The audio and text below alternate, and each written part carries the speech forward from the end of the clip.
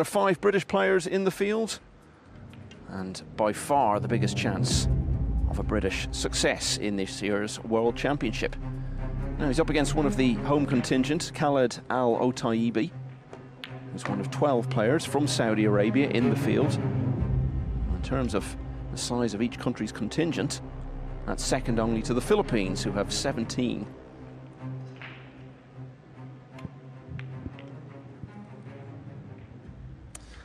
Well, it was a fairly comprehensive lag victory anyway for Khaled AL-OTAIBI, and so he'll start us off. Race to 9 in the first round of the World Championship. Yeah, this is a department that he's going to be behind. Jason's one of the best breakers in the game, and most departments you got to figure the man from Saudi in your picture there is going to be an underdog, but 9-ball pool surprises us so many times. It seems like every event we have some shockers, so you got to pay attention if you're a fan. Just bringing up to date on some results we've had while we were having that studio chat. Oliver Szelnocki, who's been a semi-finalist in this championship in the past, had a tough opening draw against the promising German Felix Vogel, but Szelnocki has won by 9 racks to 5. Dennis Graba of Estonia has been a World Championship quarter-finalist in the past. 9-5 winner against Rogelio Sotero of the Philippines. Low Ho Sum has come through. Not sure we'd given you that one. Former World Masters runner-up, winning 9-5 against Tyler Steyer, who recently got to the semi-finals of a big event for the first time. So they are the winners we can bring you up to date on. And of course, we're also keeping an eye on Shane Van Boning, the world champion of 3 years ago. He's really found the going hard against Long Duc Tien, but he's on the hill now at 8-7. Yeah, and the beauty of this arena, you can see a lot of tables from a lot of places, and Tien has the 9-ball to make it 8-8. Yeah, so Van Boning has been taken hill.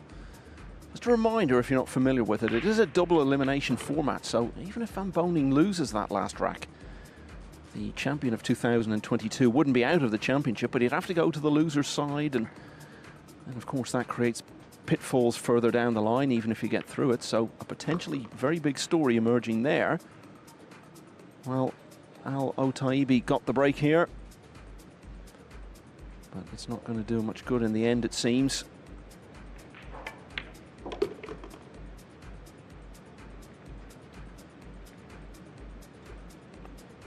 I mentioned 5 British players. 2 of them are Scots, and Shaw obviously is one. Fraser Patrick, the other, who really impressed us at the UK Open, Jeremy. Yeah, I was going to bring that up myself. Very gritty performance, and you could see as he played every match at the UK Open, he started to really believe he could win the event. Semi-finalist there, and he's got a big match coming up as well. Eagle Eye wins the first.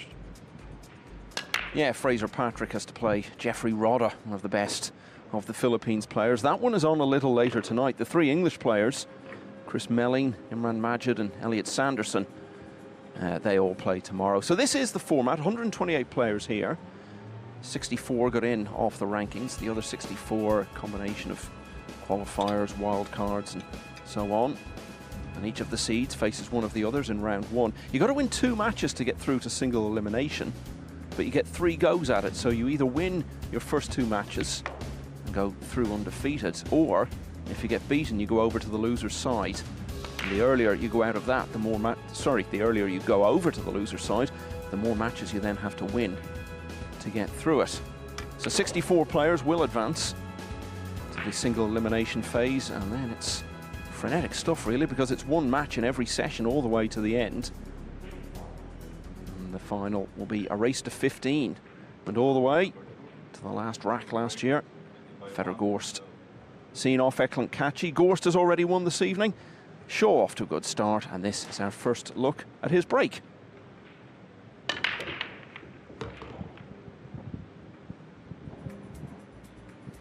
Yeah, and we'll keep you up to date with that SVB match, but we think about struggles. We mentioned that word with SVB. That may not be the case. I mean, in this year in 2025, when I've seen the end play, it seems to me he's improved his game quite a bit as of all the Vietnamese players.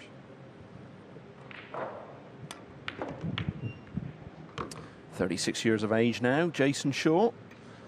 As ever, he's here with his wife, Ara, who's as much a part of the scene at these events as he is. They basically spent a day sleeping once they'd arrived, long journey. They've been out shopping since, so very relaxed build-up for him. Playing a lot of golf these days. And mixing his tournament activities with running a pool room in the US.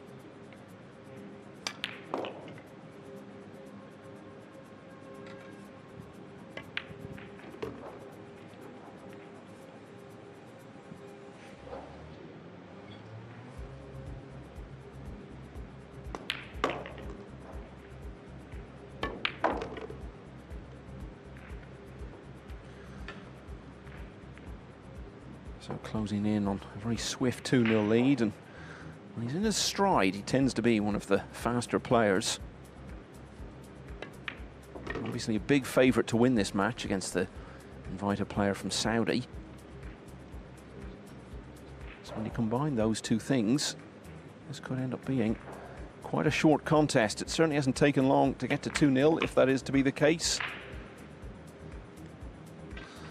Well, hold the presses for a moment.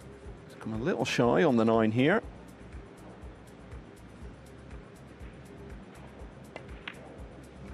No matter to him, so Shaw completes a break and run and very swiftly moves into a 2-0 lead.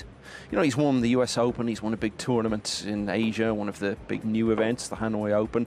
We know all about his Mosconi Cup success. He's even been a winning captain now. If he was to win a World Championship, it would almost feel like he'd completed everything then that he might really have hoped to achieve in the game. Yeah, absolutely. I mean, you can maybe pick out an event here or there. He wants to win that World Cup, of course, there for Great Britain, and there could be others. But as far as singles accolades, if he was going to win this, he's already going to be a Hall of Famer, in my opinion, no doubt about it. But, you know, you're going to put him up there with the very best when it comes to that hardware. You can see what's going on around the other main tables. Told you about Sean Nockey's win. So Robbie Capito of Hong Kong, UK Open winner last year, playing Jose Alberto Delgado of Spain. That'll be next up on table 2. Fraser Patrick, we were talking about, will be along on table 3 shortly once that Van Boening match is over. And on table 4, Moritz Neuhausen of Germany, winner of the Premier League already this year, so he'll be starting his campaign on one of the main tables shortly against the American Hunter Lombardo. So a fine start for Jason Shaw.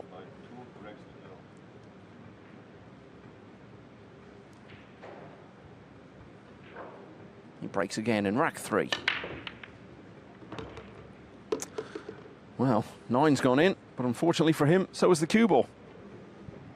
Yeah, I didn't really see how the 9, it was obviously a kiss. The cue ball didn't seem to have many kisses. Could be wrong in that department, but might get another look at the break. But one thing we will see, and we'll get to see a lot more of his opponent's game from Khalid, is when you have ball in hand, you know, you can get a little more information about a player once they start with ball in hand. Oh, and Tien has just knocked in a triple combination to defeat SVB 9-8. And that really is a big story, isn't it? Shane Van Boening, twice the runner-up in this World Championship before he won it in Milton Keynes 3 years ago, beaten here on the opening day, so he will be off to the loser's side. Long Duc Tien advances to the next round. So it's the Vietnamese striking Shane Van Boening in the World Championship again, because of course when he was defending champion, it was Tuong Quoc Quang who knocked him out. Yeah, and the World Championships, as it should be, are the elite. And much different than maybe one of the other open events, to where if you lose an early match, you feel like you're going to draw pretty nice, huge, probably favored in the second round or third round there on the loser side. And that's not the case here. So I'm sure Shane will pick some things apart that he needs to improve on. But a nice win for Tien to start. Yeah, and he will now go through to face Dennis Grabber of Estonia, who I was telling you about earlier. And Van Boening will face Rogelio Sotero of the Philippines on the loser's side. So what a big story that is. Shane Van Boening defeated on day 1. little tricky here, a little off angle. Purple 5 doesn't pass the green 6, obviously, in the lower left, so may have to kill the cue ball. But yeah, a lot of Americans playing here on day one. And the only one to advance so far is Federer Gorst over another fellow American, Sam Henderson. So we lost Tyler Steyer to the one-loss side. Loho Som had to play a really nice match there. Then we lost, of course, the top guy, SVB, to the one-loss side. Oscar Dominguez, I think, is in a match currently, and he trails 6-5. No, it's 7-5 to Stefan Kasper, man who won, I believe, was it the European 8-ball? I believe it was earlier this year. Probably his biggest win to date.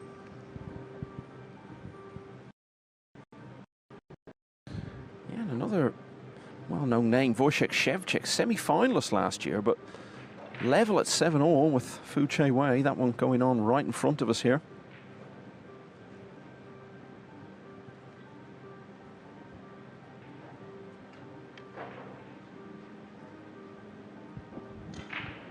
Yeah, Fu Che Wei, very unorthodox in a few ways at the table, but he's been a very good player for a long time. Deceiving, really.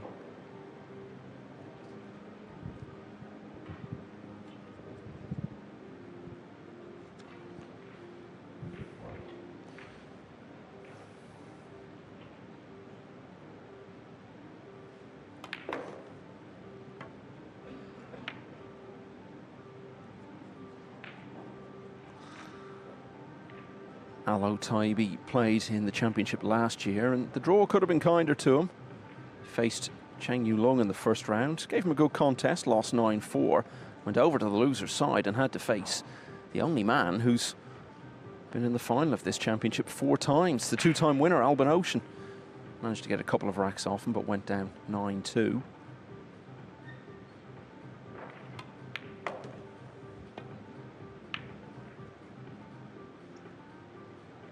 In terms of last year's championship, Jeremy, poignant to think that Shaw last year in this very room was playing Chang Yung Lin, in view of what we were talking about earlier in the program. Knocked him out in the last 64.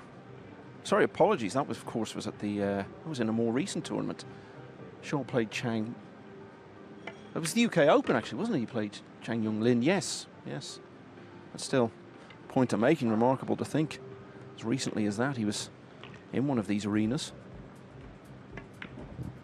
Yeah, I'm not sure about it, but is that who he beat in the final of the US Open when he won it? Was it Chang Yung Lin? I know he ran deep there, lost in the final last time SVB won it. No, it was Kachi who Shaw beat, yeah, the year he won it. So Jason Shaw leading 3-0. And as dominant, really, as we would have expected in the early stages of this match. Yeah, that was in the last 64 of the UK Open. He had coasted through Shaw to the single elimination stage and then faced Chang Yung Lin, as we were saying. Got through another couple of rounds, and I think the big names were missing from the quarter-final lineup, and then he was just heavily beaten.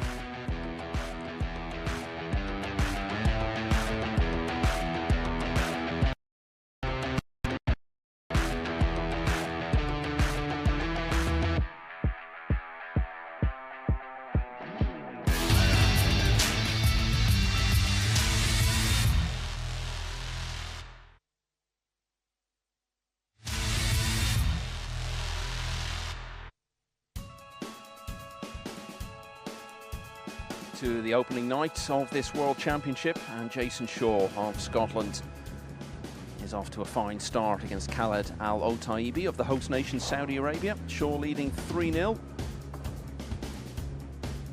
And every bit as dominant as we might have expected in the early stages. Yeah, we were talking earlier there about his win against Chang Yung Lin at the UK. Remarkable to think, in view obviously of recent events we were discussing earlier, and such a disappointment to him. And I think really the chance that he had once he got to the quarter-final stage weighed on him a bit too heavily. He was talking up his chances, Shaw, in that UK Open, not in public but behind the scenes. He was acknowledging it was a great chance for him to win the UK Open as a UK player, and then was heavily beaten by Jonas Suto So that was a very disappointing way for that UK Open to end for him. Also did well in the other big field matchroom event we've already had this year, the European Open. Sarajevo back in the spring, got to the last 16, and it took the eventual champion Joshua Filler to defeat him. That is Khaled AL-OTAIBI, one of the Saudi Arabians in the field, and of course everyone here hoping, Jeremy, that one or two of them will come through and make a bit of an impact. Yeah, absolutely. I was pretty impressed with last year's performance from the Saudi players. I mean, I don't think any made to the final 64, but a couple of them were in that round to get to that point, and you know, they just want to build on that. That's what the kingdom and what they're doing here for pool and snooker and whatnot, to just try and grow the sport not only around the world but within their own homeland. Yeah, the other thing worth saying is that even a lot of the Saudi players who did go out early, we would have looked at a lot of the matches they were playing and the opponents they faced and expect them to lose a lot more heavily than they ultimately did. So that was to the credit of the home contingent as well. Yeah, absolutely. You can see Shaw with the one down. He's got a gap here on the two, maybe a makeable gap to get at that blue two. But, you know, Carl and I came early here to Jeddah, you know, to do a few things, of course, with the venue and the event and whatnot. Help the crew out, but the main thing was to train with the juniors that we trained with last year, and we saw big improvements from last year with the ones that we had again this year, but then also some new ones that came along in just a few days and really took the information to heart. They really, really want to be champion pool players. Yeah, and it's like all these things, it's all about getting numbers, isn't it? And the more youngsters you have in a particular country, the more chance that you'll hit the jackpot with one or two of them. Shaw did not hit the jackpot there, though. You rarely see it. He's got really good timing, and I think that's what makes him make the game look so easy. But yeah, I mean, just before last year's event, I was talking to some of the higher ups in the pool and snooker, the Billiards and Snooker Federation, but you know, they maybe had 60 kids maybe in the entire country that really wanted to play organized pool. Now they're up to 400 to 500 already, is what I was told. So that number's just going to grow. More pool rooms being built.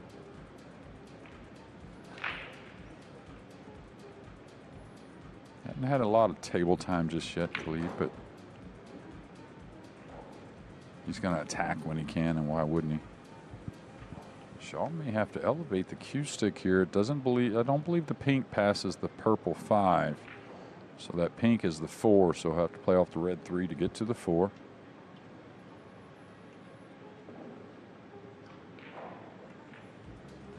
He may just roll it in and take what he can.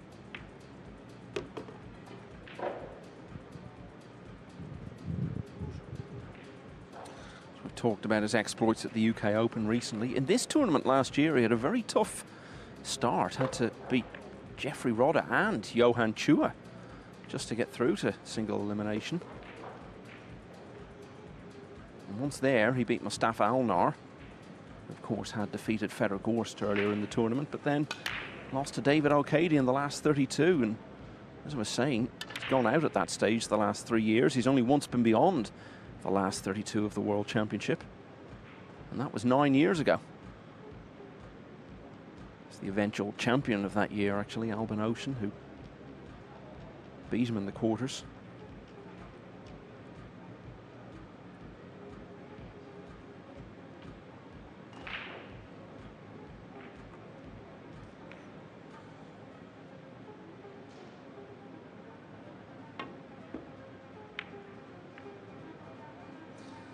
Well, didn't give up ball in hand, but he has given an opportunity.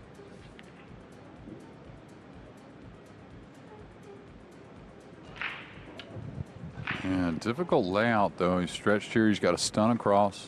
Needs to maintain an angle on the purple 5 to get up for the green 6 and then back down for the brown 7. So that's when the racks start to lay very difficult, where you got to move the cue ball up and down the table. Of course, clusters are always a main problem, but Jason very good with the rest. Spoke a little too soon. But I think a lot like Federer said in his interview, you know, this first match, slick table, you're going to play fairly safe in a lot of situations. And that doesn't mean always trying to play the safety like here, but I'm talking about when you're trying to play position, you're not going to take a chance to get snookered, and that way you know, if you don't get position, you can play something defensively and so on. Speaking of Federer, Gorst, who you mentioned there, the defending champion now knows who he'll play next. Francesco Candela of Italy has won 9-2 over the Philippines player Marlon Caneda.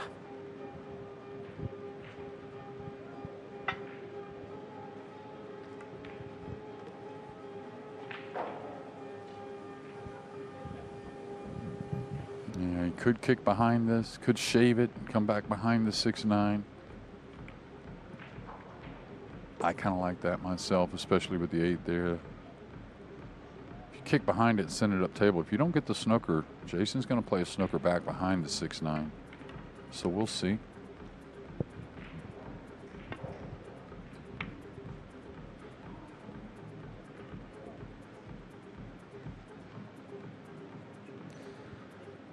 So many matches we're keeping an eye on, and one we should be mentioning a lot of is the one going on table 6, because it's between Ko Ping Han and Max Eberle. And Ko Ping Han, the youngest of the 3 Ko brothers, is leading 2-1. The significance of that is that the winner of it will play the winner of this one in the next round.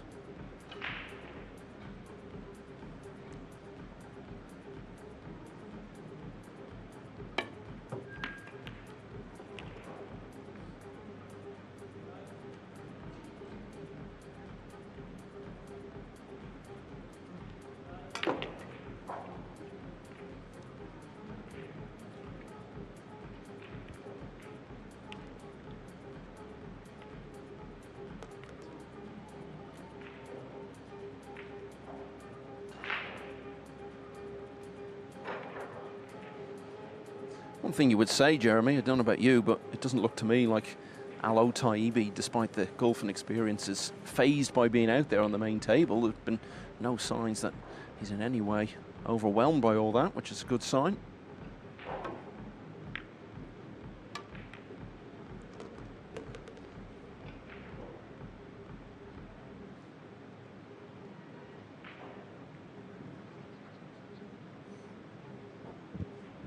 Yeah, I like the shot. The safety option got away a little bit, but both the last couple of safeties have been pretty smart. You still have to execute, obviously, but now Jason, did he get enough, straight enough to get by the 9 coming down table for the 7? This could get awkward. May just take a cut shot, kind of coast by the 9 a little bit.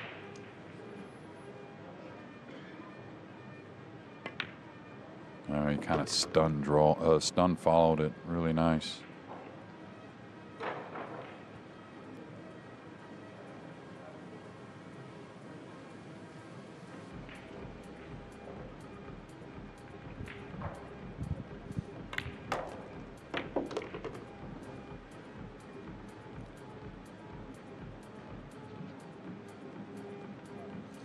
Well, it's not been entirely straight sailing in this rack, but overall he's looking very much in command of things, enjoying being out there.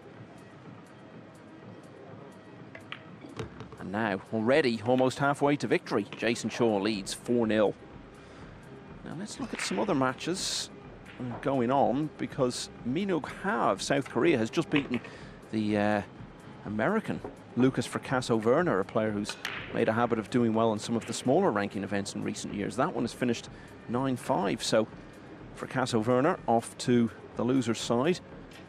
Another American, Hunter Lombardo, 3-0 down against Moritz Neuhausen. Jeffrey Rodd has won the opener against Shaw's fellow Scot, Fraser Patrick. 5-all now between Georgi Georgiev of Bulgaria and Mustafa Alnar, who had that win we were talking about against Gorst last year. So we look back at some of Shaw's moments so far.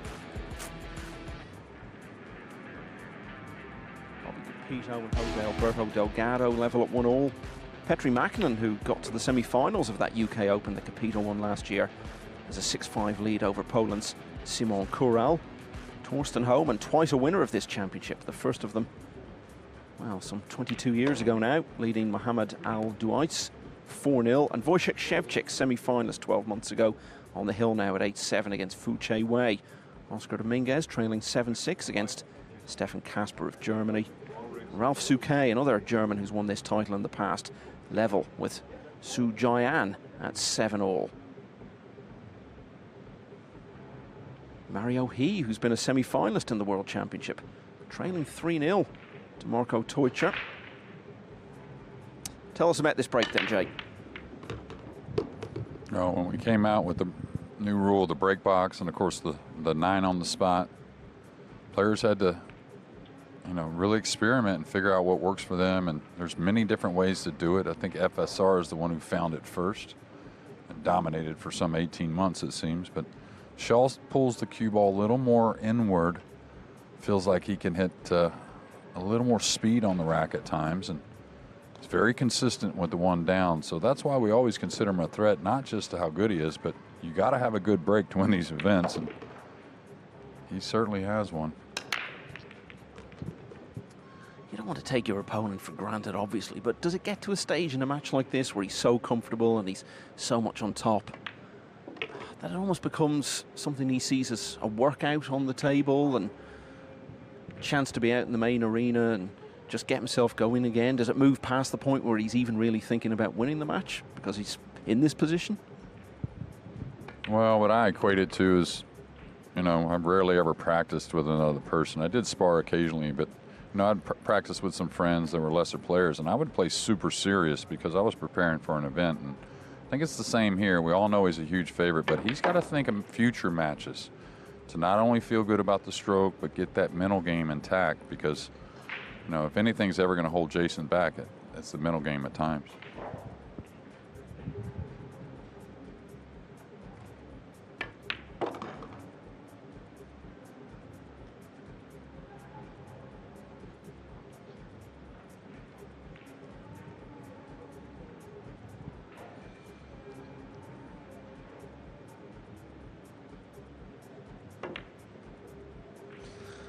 Well, found himself having to take a slightly more scenic route.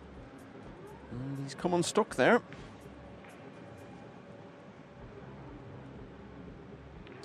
So, an opportunity for Khaled AL-OTAIBI. Obviously, his first priority as such a big outsider. Let's try to avoid being nilled.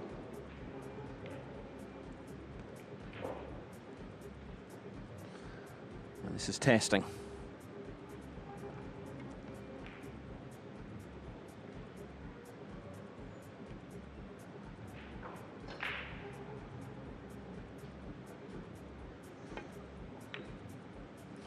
Well, that, you have to say, is pretty impressive. But a lot of pressure on this 9 now, looking to get his first rack.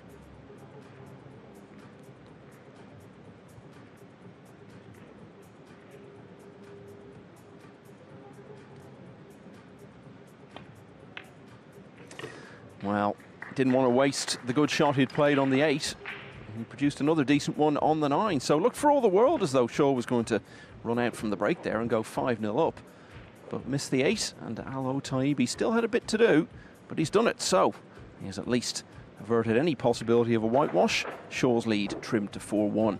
Shaw, as we were saying, has never been to the semi-finals of this World Championship. Woo Kun Lin has, and he's cleared the first hurdle this time with a 9-0 win over Sullivan Clark of New Zealand.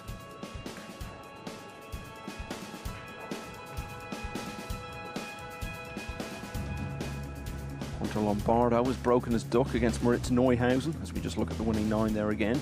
So the Germans' lead is now down to 3-1.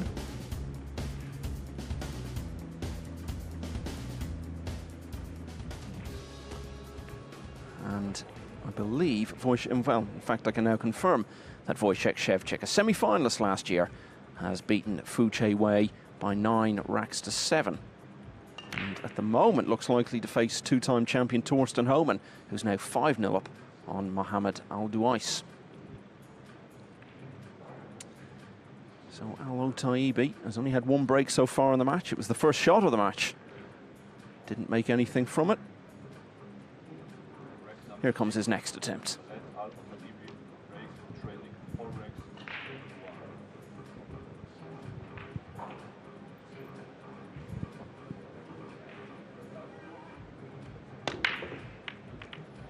Yeah, he's just catching the rack a little thick on the last when he broke, and that one seemed the same. Even though the cue ball ended up on the bottom, I think it did get kissed. But getting to the last rack, though, really nice 8-ball. But to me, even more impressive 9-ball from distance. A lot of, players that don't have the experience, maybe not quite. Of course, the player Jason Shaw is, but they tend to want to hit that a little too hard from distance, especially, the nerves going, trying to get on the board.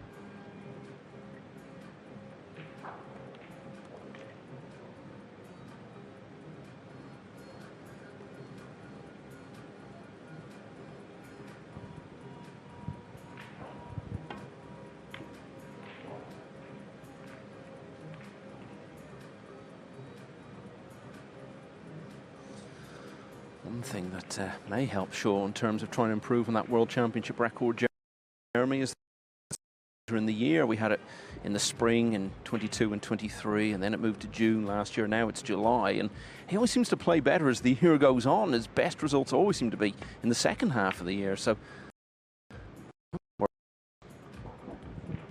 yeah, if it ever, past the stint here in Saudi, which I don't think this will happen, but if it ever went to the fall on the east coast of America, he'd become the dead favorite. The one I was thinking of earlier, I think he beat Chang Jung Lin in the finals of the International one year is what it was. He was down 10-6, came back, reeled off 5 in a row to beat him in the final 11-10, if I remember correctly. Yeah, I think that's it. I think you've nailed that one. The International Open, very similar really to the big Matchroom Open events in terms of prize money and quality of field.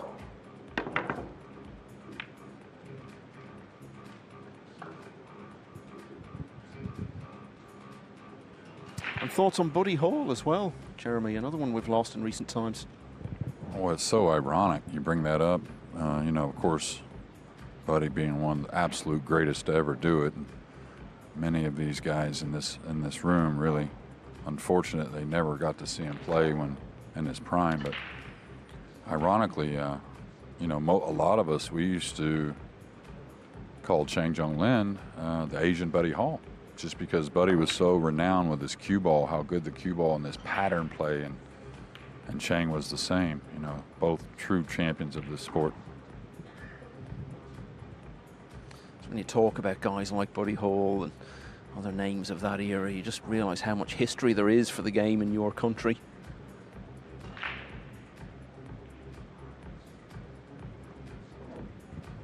Yeah, of course, this is where American pool originated, in America, but I was very fortunate to catch a lot of those guys, at the end of their prime and on into the glory years, but learned a lot. And Buddy Hall, if you ever get a chance to watch him, you got to do it, YouTube, whatever it may be, but it's worth the time, I tell you.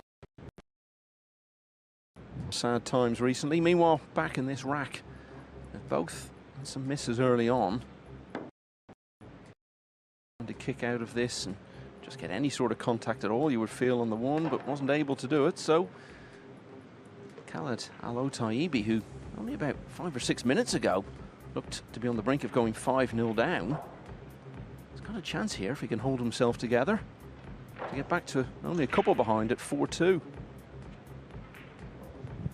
Yeah, well, one thing I've noticed, even though it hadn't always got the snooker, that was a fortunate snooker off a miss on the one, but Jason kind of pushed out light in this game, knowing maybe I can handle a lot against Khaled, but it seems to me he knows the safety side of the game, so you can't take anything for granted.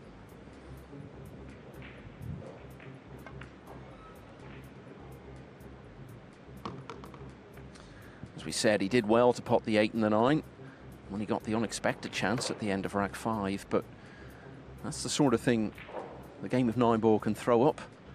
Late in the rack, you find yourself only needing to pot a ball or two. This, though, is a totally different challenge. Got to hold yourself together for a much greater number of shots. It'll be interesting to see how he stands up to that.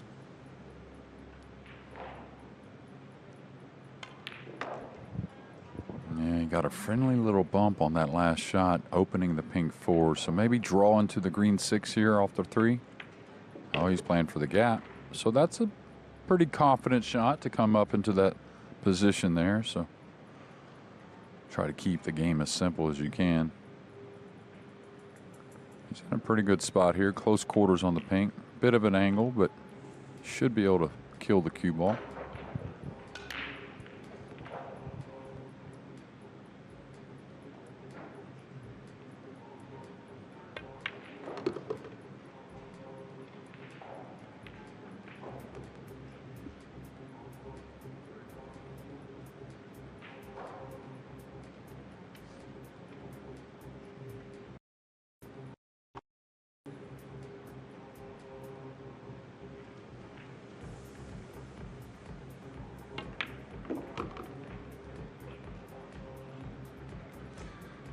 So many players from the host nation in the field, as we were saying, and whatever the eventual outcome, if AL-OTAIBI could win this rack and maybe even a few more and get a respectable score even against a pressure and reputation, that's bound to give encouragement to the other Saudis in the field.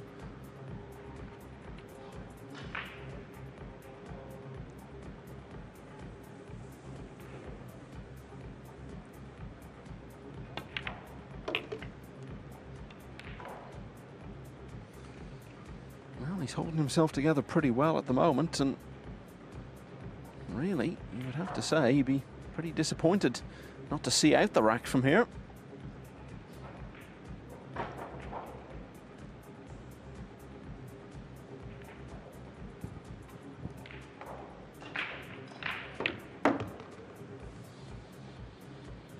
Oh, but hang on, hang on.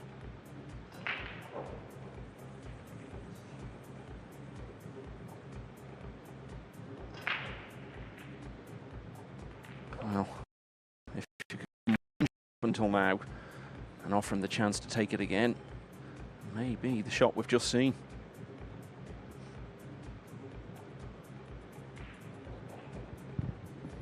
Yeah, and he's going for the extension. He's awfully stretched across, and when the cue ball's near the rail like this, it's a bit harder to judge. Cushions at this 8-ball. I know that's crazy versus a 1-cushion escape, but I think the 3-cushion, if you feel good about the hit, offers not only the make, but a few more kind of backdoor safeties. Yeah, it's so easy. It's just one of them things when you're close, you just don't feel how the ball's going to bend as much. You know, if that cue ball's maybe a foot more off the rail, I think he's a lot more accurate. And with ball in hand, you would have to say the remainder of rack 6 looks just a formality.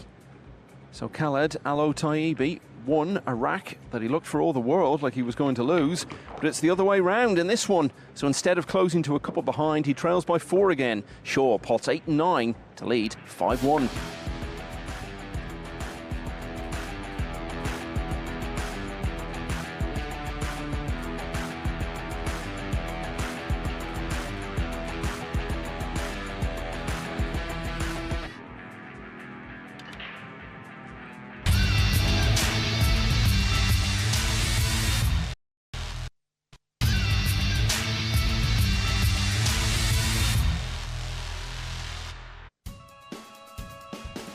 At 4-0 down, Khaled AL-OTAIBI unexpectedly won the 5th rack. It looked as though he was going to win the 6th as well, but needlessly got himself hooked on the 8, couldn't get out of it, gave up ball in hand, and Jason Shaw potted 8 and 9 to go 4 clear again at 5-1 in this first round match at the 2025 World Championship. Another Saudi Arabia player is going very well. Mohammed Babad is 3-0 up on Albania's Kledio Kaci. It's Neuhausen now leading Hunter Lombardo 5-1. Mustafa Alnar on the hill at 8-6 against Georgi Georgiev. AL-OTAIBI. Reflects, I'm sure, on how he passed up that last rack and the chance to get back to only a couple behind. Oscar Dominguez played in a number of Mosconi Cups for the US. 8-7 down against Stefan Kasper. Well, actually, that one is just finished. So, oh no, sorry, it's gone hill-hill. It's gone hill-hill. Apologies, rack 16 is just finished. Dominguez has won it, so that one is coming down to the last rack. Winner of that will play Mark Bijsterbosch, the former Spanish Open runner-up, in the next round. And also hill-hill for Ralph Souquet, former winner of this title, against Su Jian. What's happened on the break here, JJ? Well, if we notice the one ball, it looked like it's heading in a good direction and kind of arced low of the corner. Not the best spread either, so even though we have the template, sometimes the rack can be a hair off. There's always the human factor. The referees do a great job, but there's a lot of racks in these tournaments. So an opportunity here, caught it a little heavy. May have some type of backdoor safety in mind. Now it has opened up, so we'll see Eagle Eye attack on a very difficult layout. Probably comes tight out of the upper right corner, two cushions kind of coming at the blue two.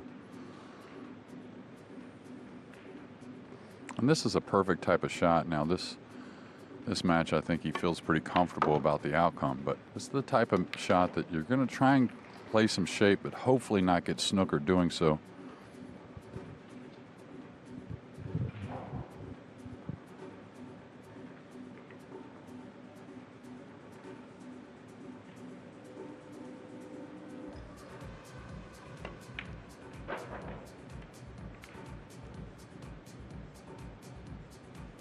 Just trying to keep you across as much as we can here. Told you about Mario He, who was pretty close to getting to the final of this championship a couple of years ago.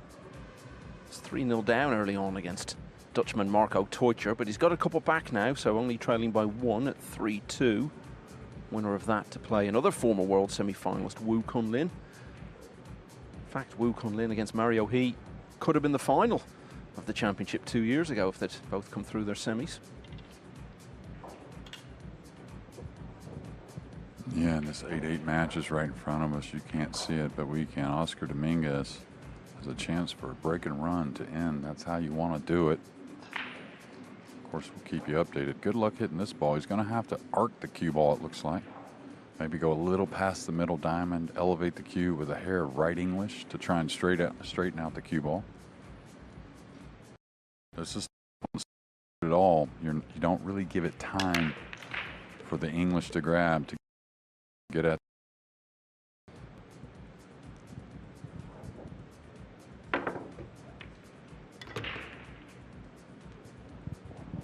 Yeah, he actually hit it at the right speed, just kind of overcooked it, really. So a ball in hand for Eagle Eye, and we know what the percentages are there. I'll tell you, at this moment, you know, it is early. You only have to win 2 out of 3 matches, no matter the sequence. You win the first 2, you lose 1, win the next 2, you win 1, lose, then win the next one. You know, any 2 out of 3 gets you to that final 64. But at the moment, the Americans need a win, another win, and Oscar Dominguez has a chance.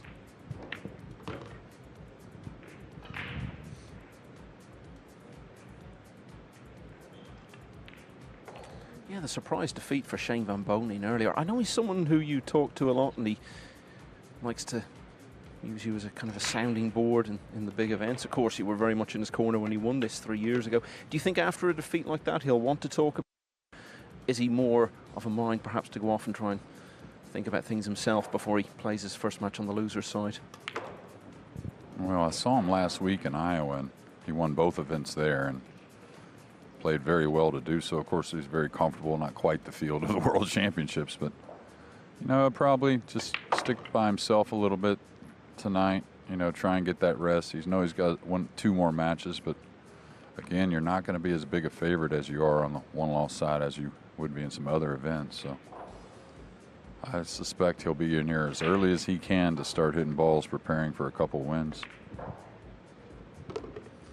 I don't think Shane would ever leave the venue, but for the fact that they shut it, the amount of time he spends on the practice tables is Just unreal.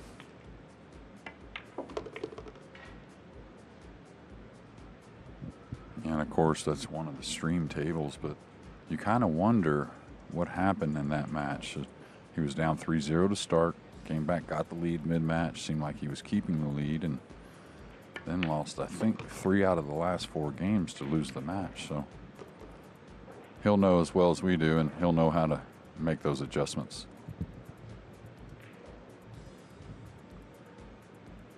So looks like another routine finish here for sure. Ooh, well.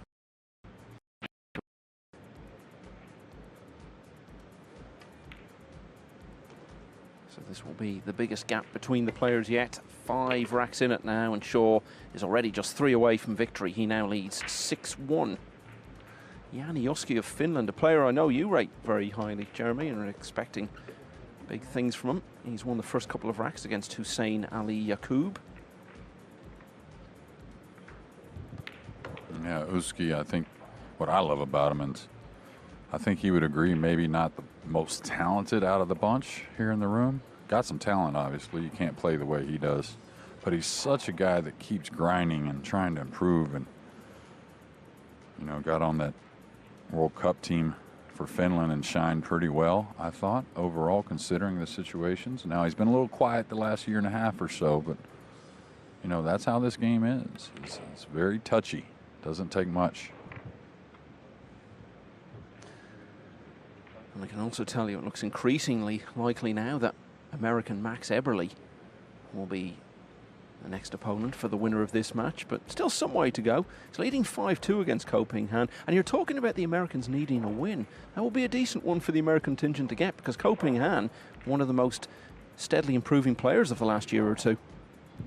Yeah, absolutely. Got a victory, you know, in a smaller event. I believe it was earlier this year, and, you know, a good one for Max. And the funny thing is, I was watching Max practice with Carl, and I was like, hey, Max looks pretty comfortable out there, and I think that's as much as anything for Max. If he can settle the nerves a little bit, you know, at times he tends to get that heart rate going. A few years ago in Russia, we had a team event, and we were wearing the Garmins, I think it was. I was one of the sponsors, just to check the heart rate. Max's heart rate was like 160 or 170 compared to some other players that were like 125, 130. The incredible thing was SVB's was hovering around 90 compared to the others. Oscar Dominguez went on to get that win with the break and run. So things are looking up for the Americans. Yeah, Ko Ping Han won that ranking title in the very first world ranking event of the year in Hanoi, beat Michael Bauerman in the final.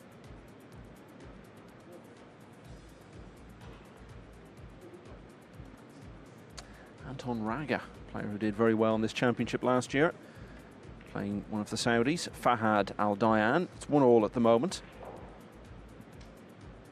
Jose Alberto Delgado, former European Open semi-finalist, leading 4-3 against last year's UK Open winner, Robbie Capito. Torsten Homan, 2 times the winner of this championship. Still going strong after all these years, and on the brink of victory. In fact, just as I say that, he's completed victory, 9-1 over Mohamed Al-Duais, and will now play last year's semi-finalist Wojciech Szewczyk.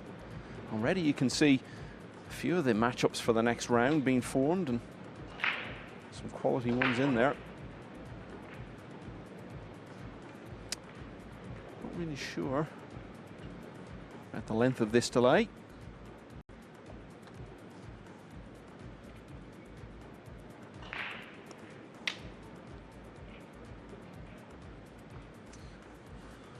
Just looking ahead to tomorrow, one player that I think we'll be keen to see is Aloysius Yap, who played so well to win the UK Open, the last big Matchroom major event. Was just phenomenal in that final, but he's got a tough opener against Pong Nampam. Yap seeded second here. And just to underline the quality of this event, if Yap gets through, his next match would then be against either AJ Manis or Alexis Ferrer. Well, of all the young Filipinos who are being talked about at the moment, those two perhaps more than just about anyone. Ferrer has recently won an event. And as you always say, Jeremy, anyone you see turning up to these events from the Philippines, they're always good players, because they've always had to come through a tough school to get anywhere in their own country. Yeah, well, you know, the Filipinos not only back in the Philippines, but quite a few Filipinos live here in Saudi and a lot through the Middle East. And there's quite a few great players right here that live in Saudi that are from the Philippines. But any of them that are awarded the trip from the Philippines, you know they're high class.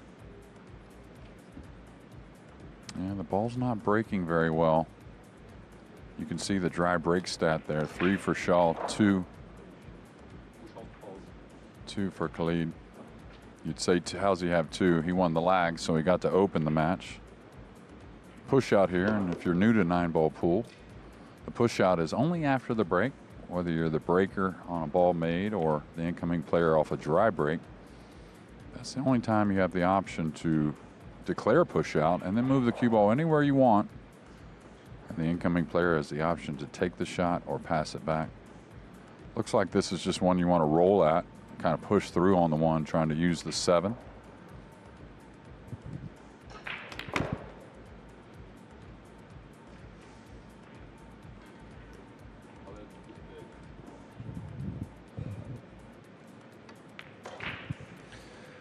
Match worth keeping an eye on that's just starting out. On table 16, 2 players with big pedigree in this championship. Joshua Filler against Ko Po Cheng. Filler, winner of the championship in 2018. And let's see if you've been listening over the years, Jeremy. Ko Po Cheng, what is the one thing you can say about him that you cannot say about any other player in the game's history? To make it to the final of the World 9-ball twice without winning, is that correct? Yeah, 2 times in the final. He's lost them both. No other multiple finals won it.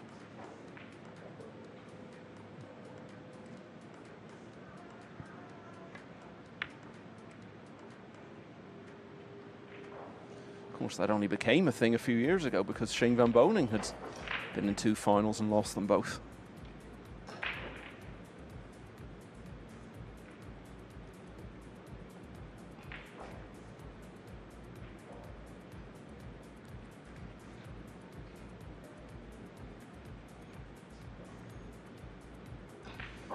So Mohammed Babad of Saudi Arabia now has a 4-0 lead over Claudio Kachi of Albania.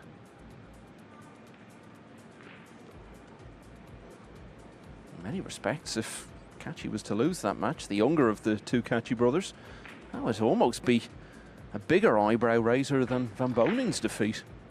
And consider the quality of Van Boning's opponent.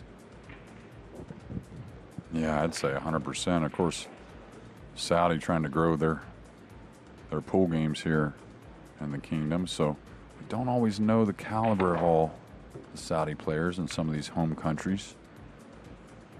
But yeah, I would certainly say that because Tien, you know, we saw the talent when he first hit the scene, the man from Vietnam, but he has really shored up some other things. The safety side, position play, the break. He's always been able to knock balls in, and a huge win for him tonight over SVB.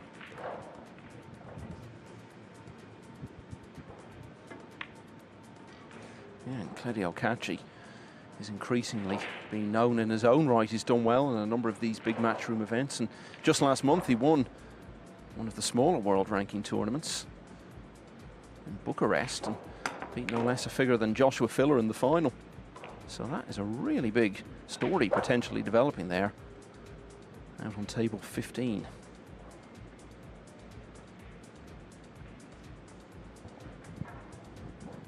Yeah, we kind of picked out some players to watch for, and Claudio's one of the ones, you know, off the top tier guys that I said keep an eye out for. I really like he plays loose, you know, which I think with all the pressure out here and this big money and of course the title, I think that's going to play big, but he's got to do something to get through this first match, trailing 4-0. It's a ball in hand again for Shaw as he tries to plot his way to get within 2 of victory.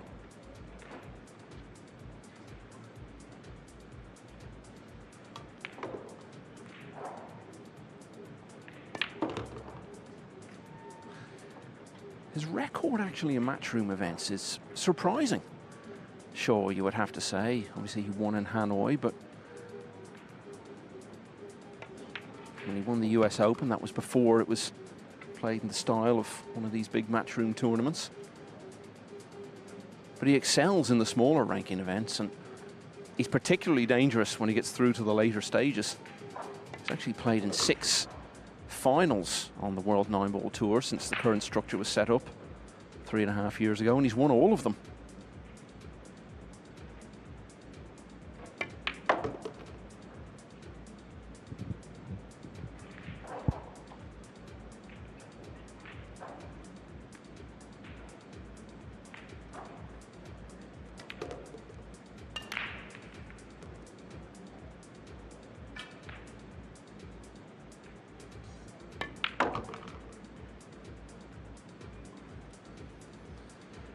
So just 8 and 9 to take care of. Still a little bit to do.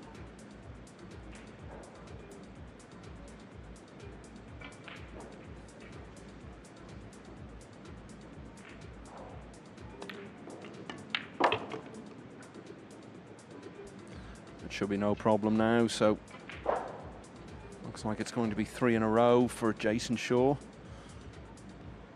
Remember, it looked as though he was going to be pegged back to 4-2, but then AL-OTAIBI got himself hooked on the 8.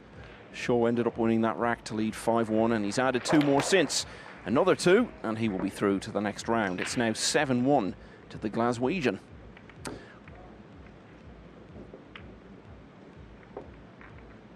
And Jeremy Jones has just put up his hand. I thought he was going to give me a high 5. In fact, he was telling me it's now gone 5-0 against Cledio Cachi in that match. What a story developing there. And Ralph Souquet, the champion of 29 years ago, has lost that hill finish against Su Jian, who will now face Lo Ho Sum, who had that win over Tyler Steyer earlier. And that means Souquet against Steyer in round 1 on the loser's side. And Steyer will be under a good bit of pressure there because he had that great run at the UK Open. They've come here wanting to back that up. He's waited a long time to go that far in a matchroom event. And he's going to face very tough opposition in the form of the 1996 champion Ralph Souquet. Jason Shaw then, just looking for a couple more. He's not been faring particularly well with the break tonight.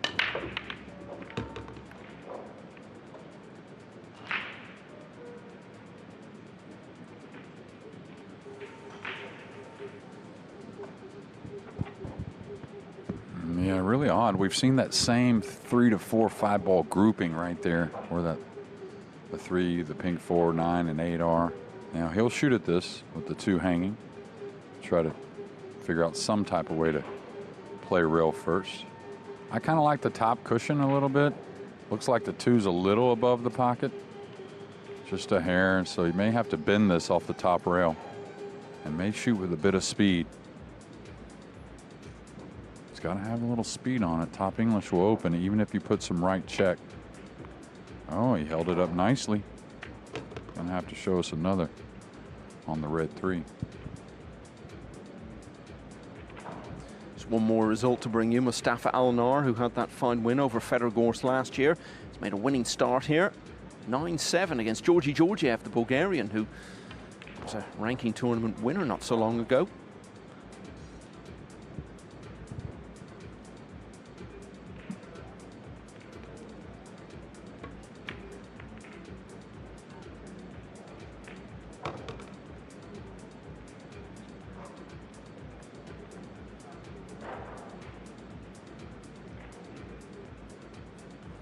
As I was saying, he tends to play his best stuff late in the year. Works out very well from a Mosconi Cup point of view. He was also by far Europe's standout performer in the Reyes Cup that they lost in Manila in October. And his only decent run, really, in one of the Matchroom Big Field events in all of last year came when he was defending his title in Hanoi.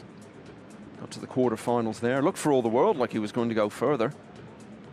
Led Ko Pin-Yi 9-6, then lost all of the last 4 racks to go down 10-9.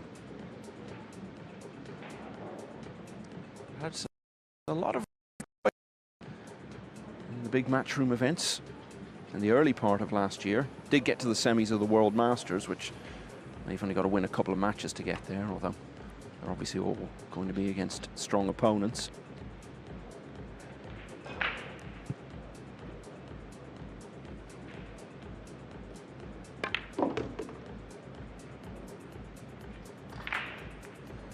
He's associated so much with the team environment of the Mosconi. He's been on 7 winning teams now. Only Niels Feijen has been on more winning European teams, and indeed he'll equal that record this year if he's part of another winning European side in London just before Christmas.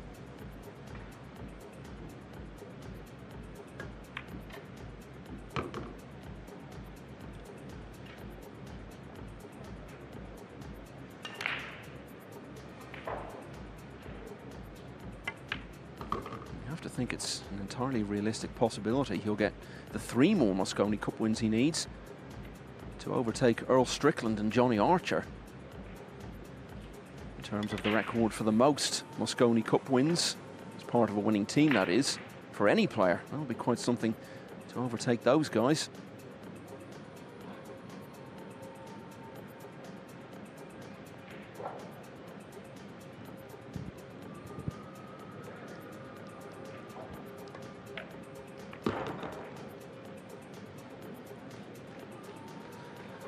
So one of the shortest racks of the match, this. And it takes Shaw within 1 of victory. He now leads by 8 racks to 1.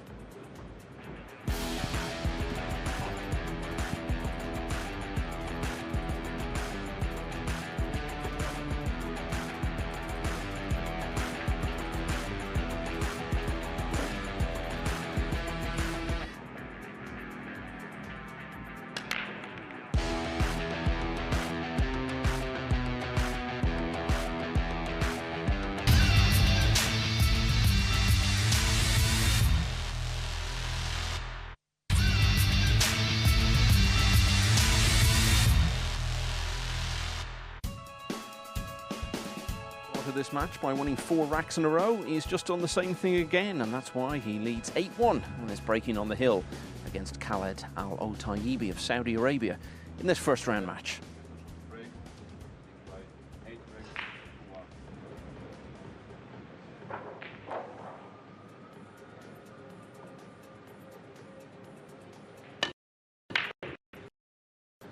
Well, no one in the side again. He has made the 2. It's not been vintage breaking from Shaw tonight, Jake. I'd say no, not one bit. That one he caught a little thin. You notice he was underneath the rack until he got the kiss, and probably a safety here on the 1. Could maybe play something off into the brown 7, but I think he'll just push through here like that, trying to use what looks like a pretty good wall of balls with the 9, the purple 5, and the red 3. Just going to update you on some of the matches we've been keeping an eye on, and Hunter Lombardo is really hanging in there against the German Moritz Neuhausen. Lombardo now trailing by just a couple of racks at 6-4. Jeffrey Rodda of the Philippines is up against Fraser Patrick, who did so well at the UK Open back in May. 5-3 to Rodda at the moment. Max Eberle is now 7-2 up on Ko Ping Han. Winner of that plays the winner of the match we're watching here. Anton Raga level at 2-all with Fahad Al-Dayan of the host nation. Martin Daigle of Canada has won the opener against Mohamed Soufi, who was runner-up in this championship year before last. And Robbie Capito now 5-4 up on Jose Alberto Delgado.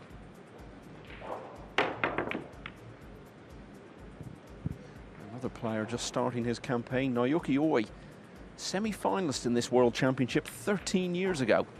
He's just won the opener against Abdulaziz Alamoudi.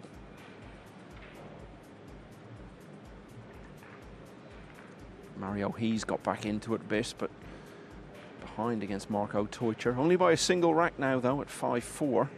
Teucher was fast out of the blocks in that one. And Claudio Cacci has finally got his first on the board against Mohamed Babad, but still got a long way to come back in that one. It's 5-1 to Babad at the moment. Yeah, there's something brewing over here in the Fraser Patrick match and the Rodda with Rodda.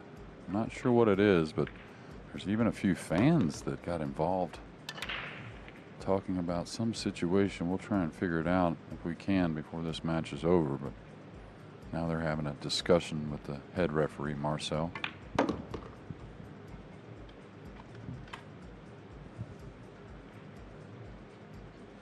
Yeah, no idea what that's all about. Hopefully we'll get some more information shortly.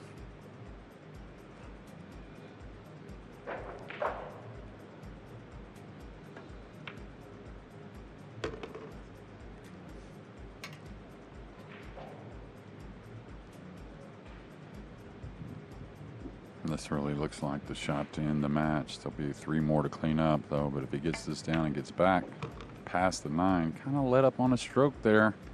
Gonna have issues.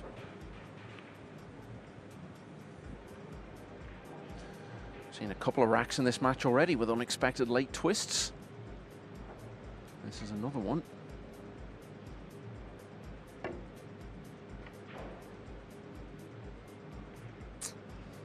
Okay, so great chance for AL-OTAIBI very late in the day to double his tally.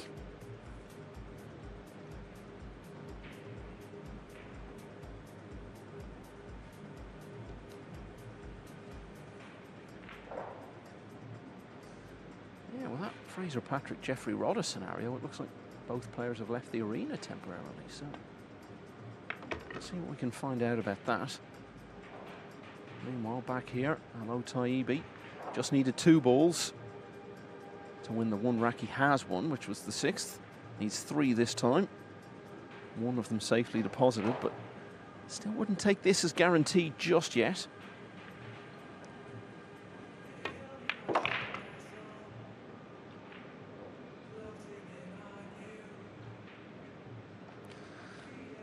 Oh, he's left himself a bit of a tester here. Queuing off the rail adds pressure to it, knowing he's got to get this to prolong the contest. Yeah, that is no great surprise, you have to say. So this is going to be the end. Good chance for the man from the host nation to get it back to 8-2, but wasn't able to do it. So Shaw, with the simplest of 9s, gets his World Championship campaign up and running. He has won the match by 9 racks to 1.